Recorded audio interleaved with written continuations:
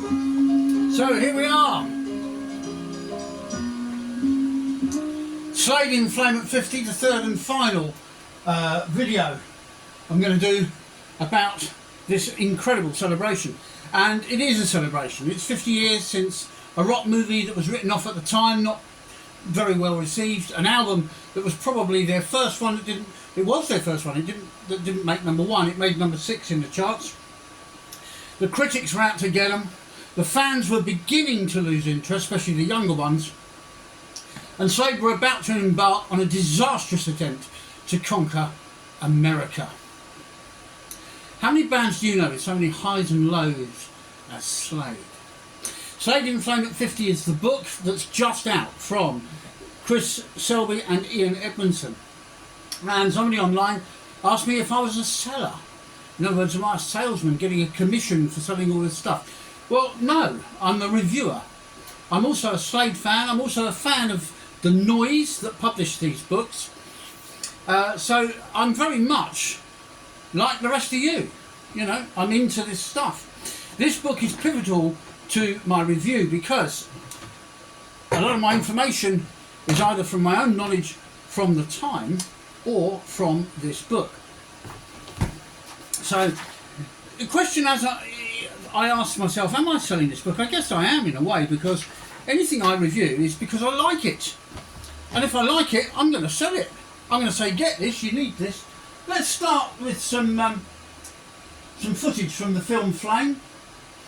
Here we see a wedding scene at a hotel where a band, I think they're still called Iron Rod at this point, fronted by Alan Lake playing Jack Daniels, Jim Lee playing Paul on the bass, and Dave Hill plays Barry. Let's see what they get up to.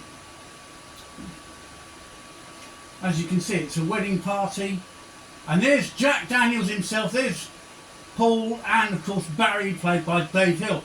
They are playing a wedding, and it's very much a drunken affair.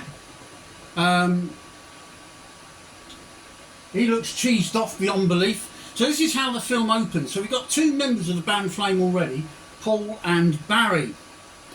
Now, amongst many other comments about the film, I have this to offer you from the Slade In Flame At 50 book. Slade In Flame is a film muted palettes and broken fruit machines, with the band playing as colourful peacocks as part of a wider game.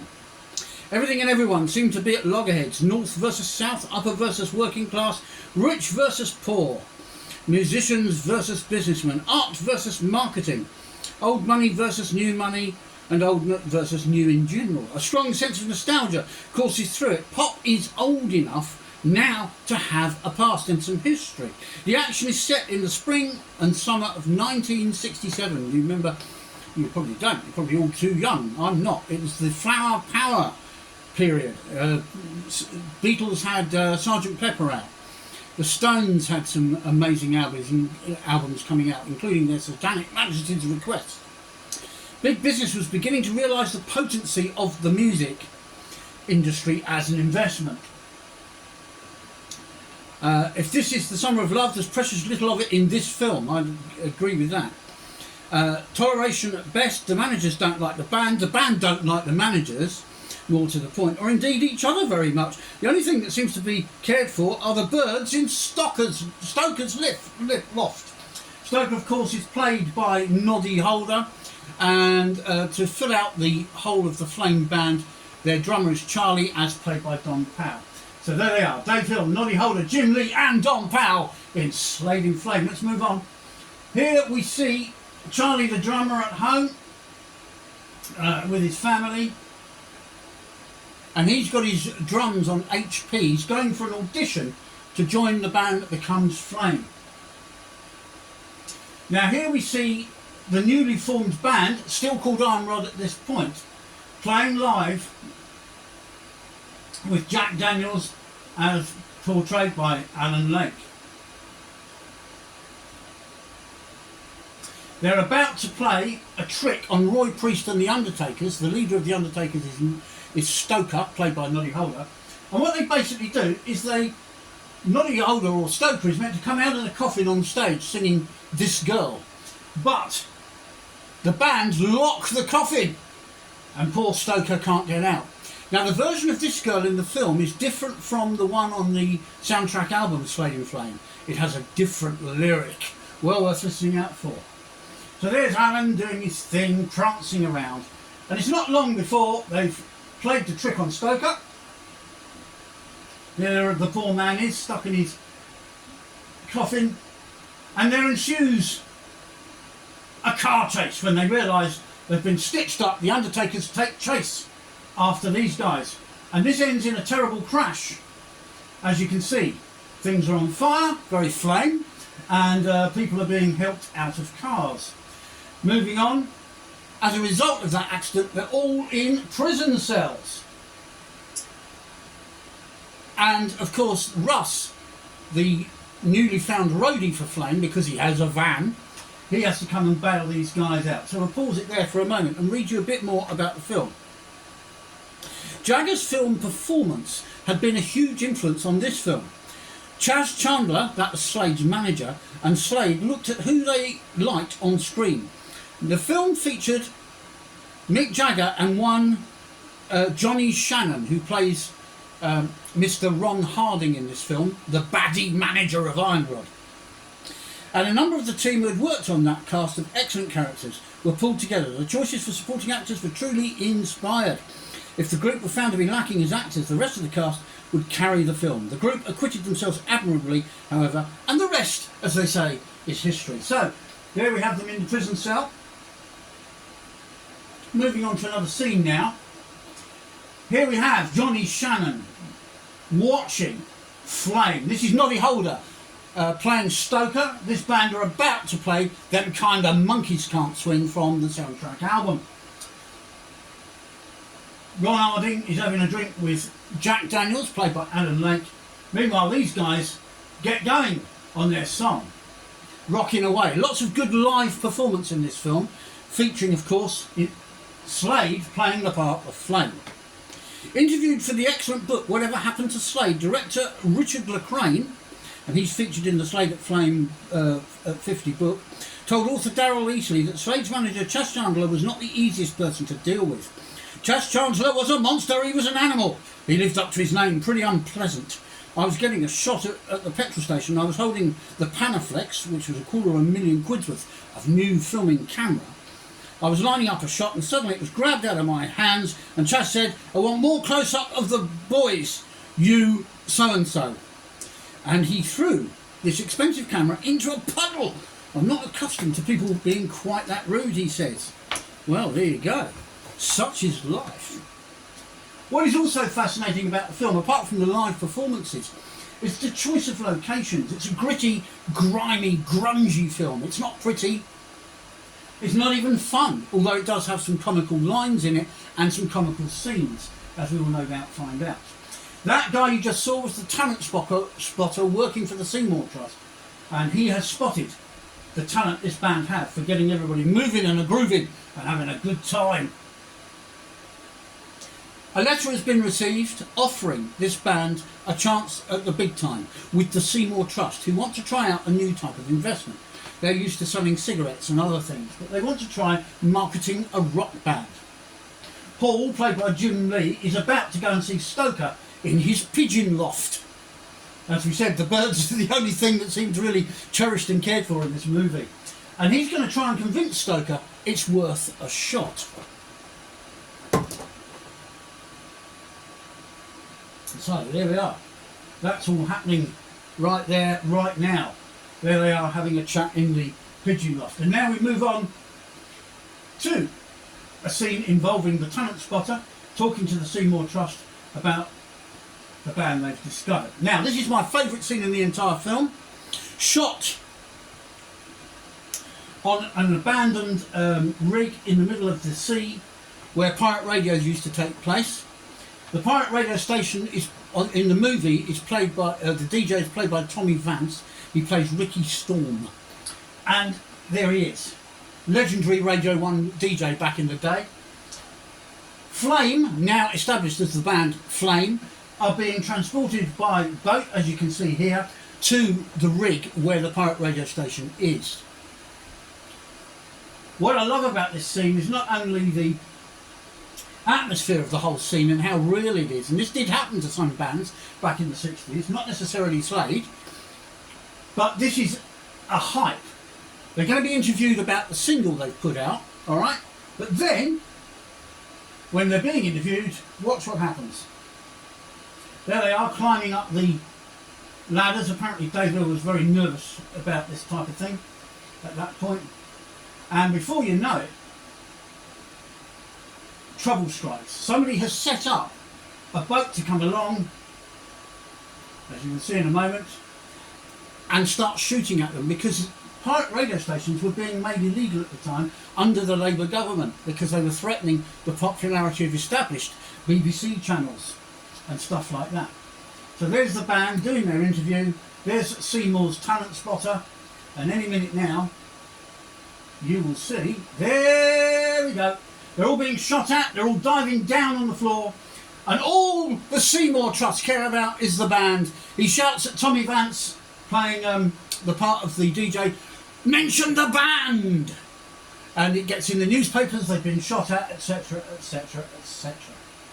Fantastic stuff, and many locations were used for the film. Here they are dressed in their full flame suits, pretending to put a fire out. So the movie is really about a band being discovered, being signed up, getting success. And there's Seymour there with his talent scout, oily businessman. He actually arranges for the contract that Ron Harding has to be stolen from Ron's office by Jack Daniels, in order that he can sign Flame himself. Lots of promotion goes on, lots of hype, lots and lots of stunts are staged as the band rise to success. But it isn't long before the band are a bit sick of the success. Here, set in the grimy Midlands, some of these shots were taken in Sheffield on the location.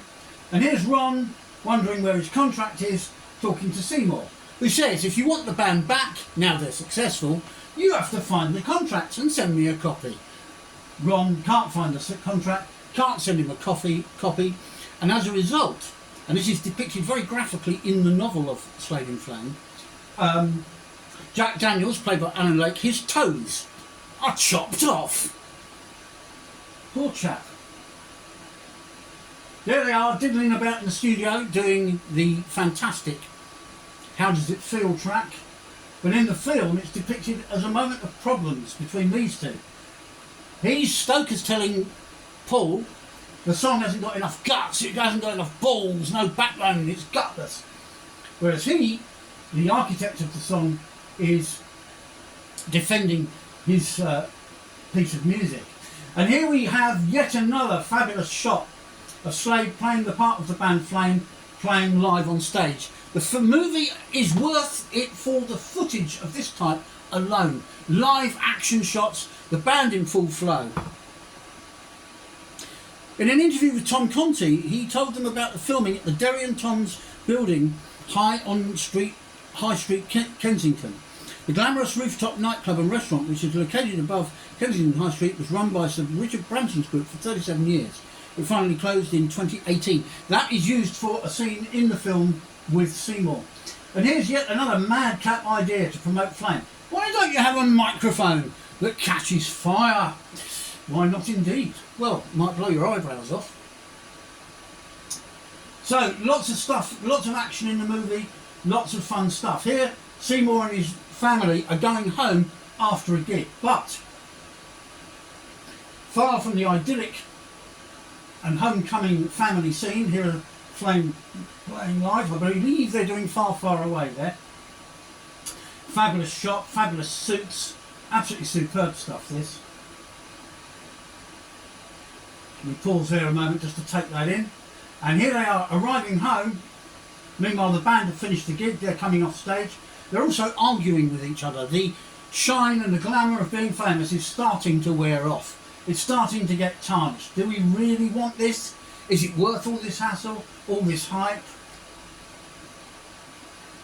It makes you wonder, doesn't it?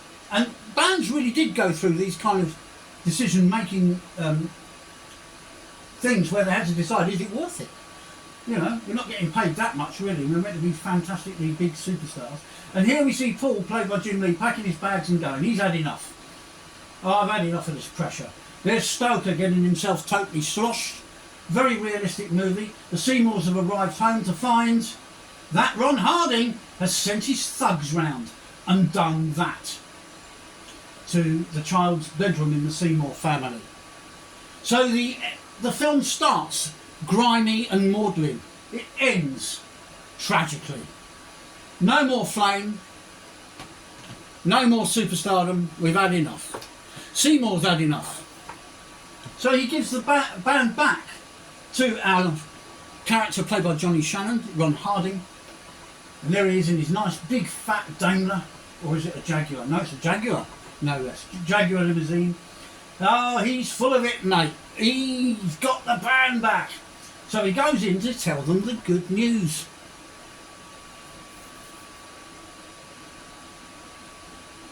Now this film was new out, as I say, in 1975. We're celebrating 50 years since the film, the soundtrack and the books came out. And this is the penultimate video from me. Slade In Flame At 50. So here's Ron coming into the hotel. Remember, Paul has already left the group and gone home to his lovely wife.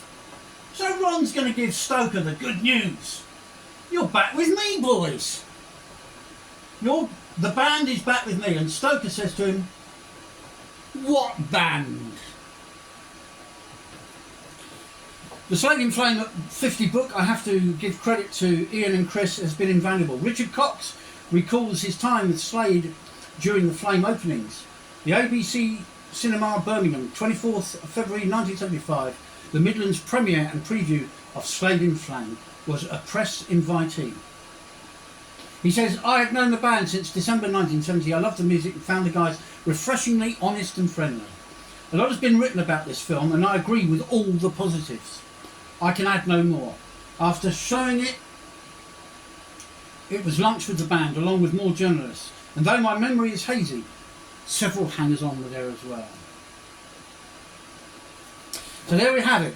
Slade In Flame At 50. This book is available now in hardback till the end of November and as a cheapskate version till the end of November. Thereafter it will only be available in paperback. But as you see, if you buy the hardback or the colour paperback version, it's a lush, lavish, fantastic book.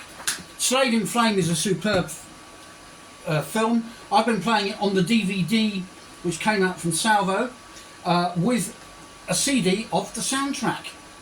Thanks for watching, everybody. Thanks for subscribing, those of you that have bothered to do so. Slade In Flame At 50 is done. I'm done for today. Keep on rocking, everyone. Keep the faith. Here we are.